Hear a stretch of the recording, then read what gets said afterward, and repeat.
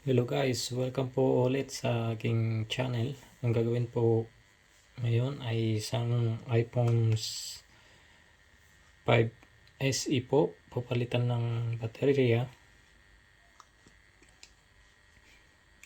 kasi madali na daw malobat tong baterya niya, kaya papalitan natin. So ito po yung may papalit na bagong baterya. Ito po.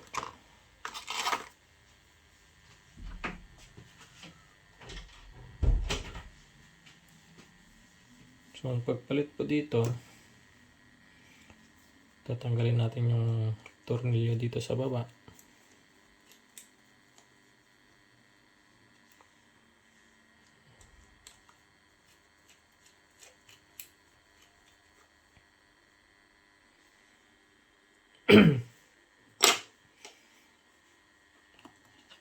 Tapos dito iangat po natin dito sa parting baba. Dito po kailangan po nating mag-ingat kasi nandito yung flex ng button home. May button home siya dito. So ang pag-angat po, paunti-unti lang. Huwag bibiglain kasi masisira yung flex ng home button niya.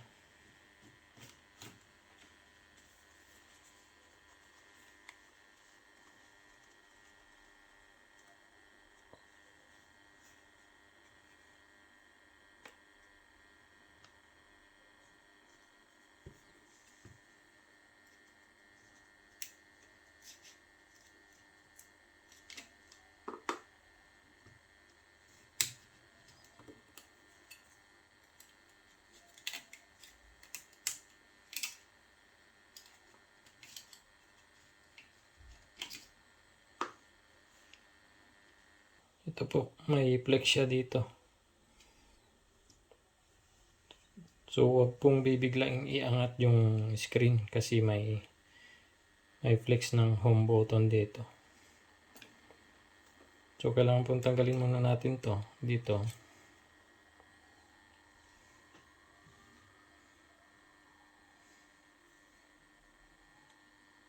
Ito po yung flex dyan.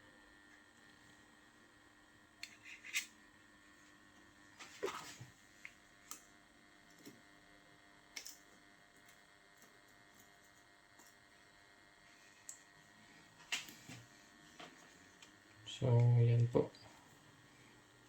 Kailangan nang ingatan tong flex na to para hindi siya masira.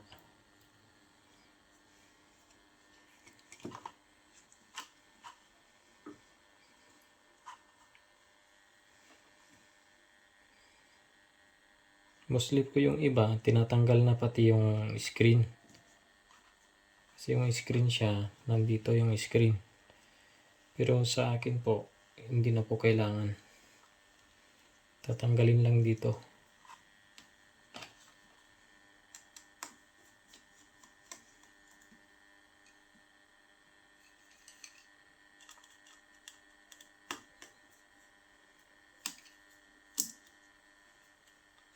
Tanggalin yung connector ng baterya.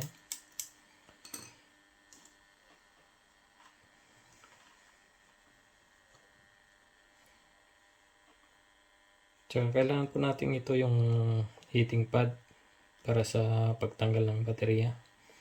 So pag medyo mainit na po,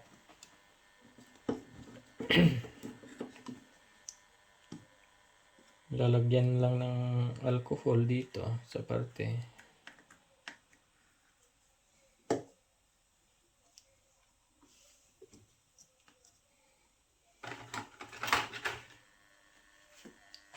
Tapos kailangan natin ito pang-angat sa baterya.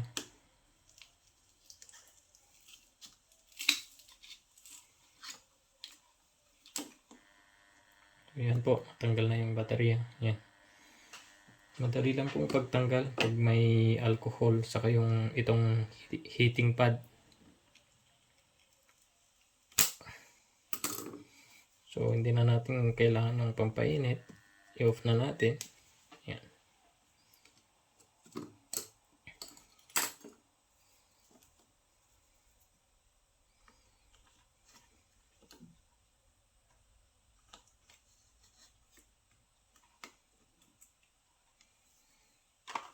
Tapos ito yung baterya na bago.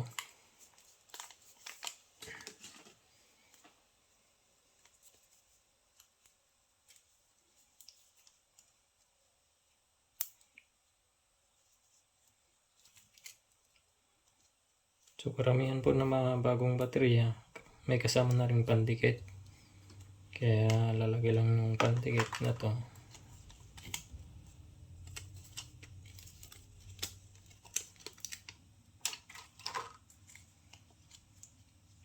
Ayan.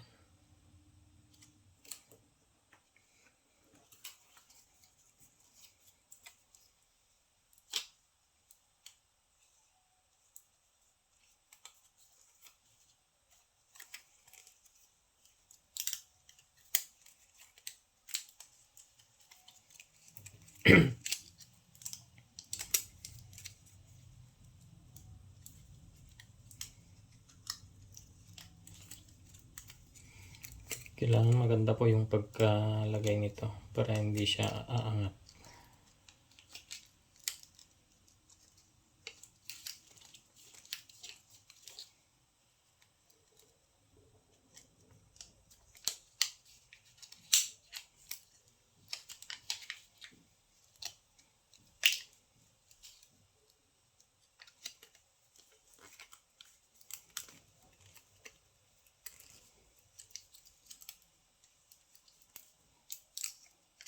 Hindi siya nadikit sa baterya.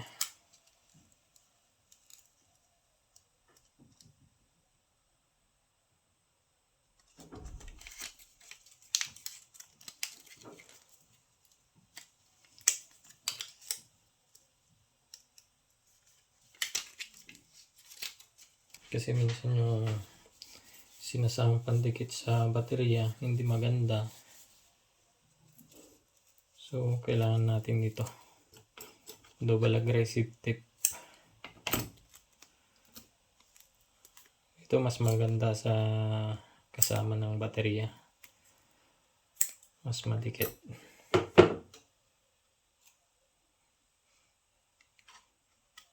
So lagay lang po natin dito.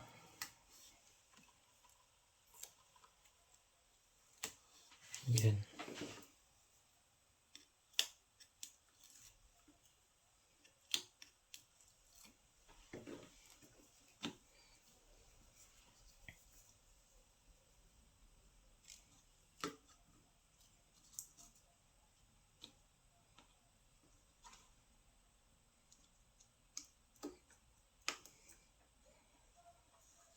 So ang paggawa dito, pwede rin yung pong tanggalin yung screen, mas safe po ko para sa inyo.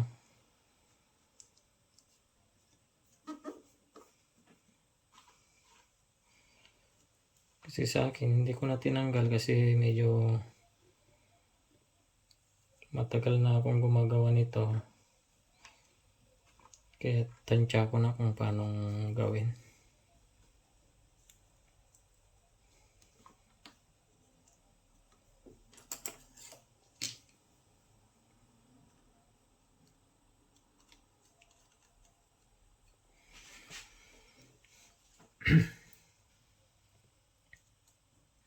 So yan, lagay lang yung po yung tornilyo. Tapos ibalik lang tong connection ng flex ng buton.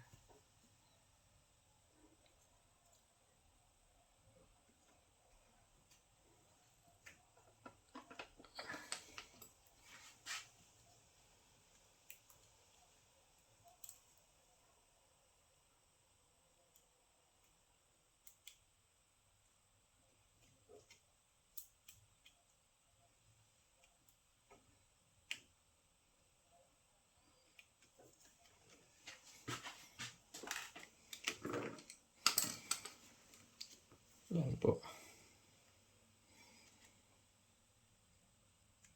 Tapos pag na connect nyo yung button, balik na natin yung screen. Yan.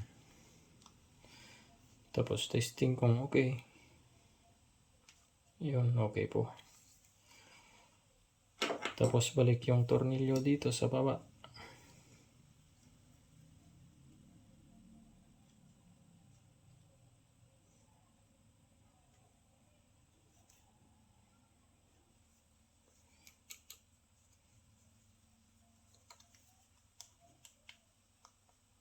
So, okay siya.